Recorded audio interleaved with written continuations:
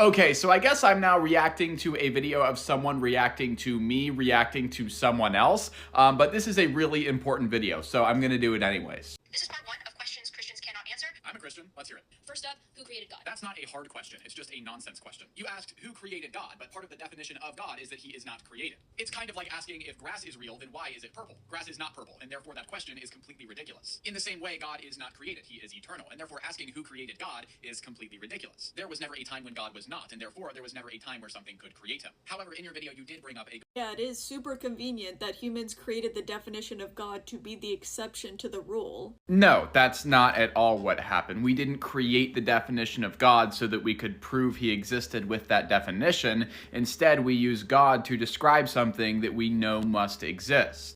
Everybody knows that the universe had a beginning, and there must be something that caused that beginning. And if that thing had a cause, well, then there's a cause that comes before that, and a cause that comes before that, and so on all the way to infinity. There must be something that is uncreated that started the chain of causality, and that thing is what we call God. You realize how ridiculous it sounds when you replace it with something other than God because God is so normalized and this argument is so normalized.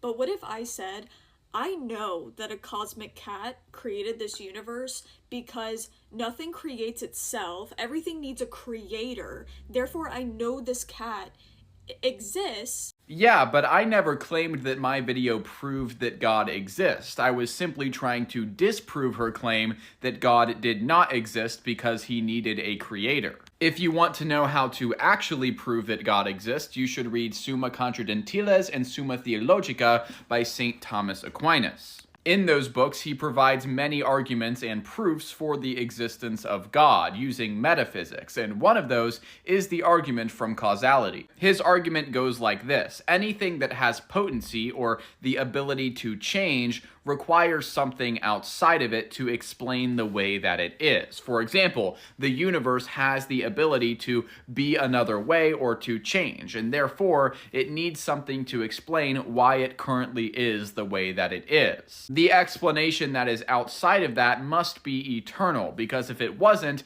it would have potency, the ability to change or to be created. Therefore, the origin of the universe must be eternal and without potency, meaning that it is pure actuality. Pure actuality entails a lot of things like all-powerfulness, all-knowingness, because again, there is no potency within this being. St. Thomas Aquinas continues to walk us through what this being must be like. It must have abundance of love. It must be 100% good. And eventually, you just end up describing the Christian God. Obviously, I don't have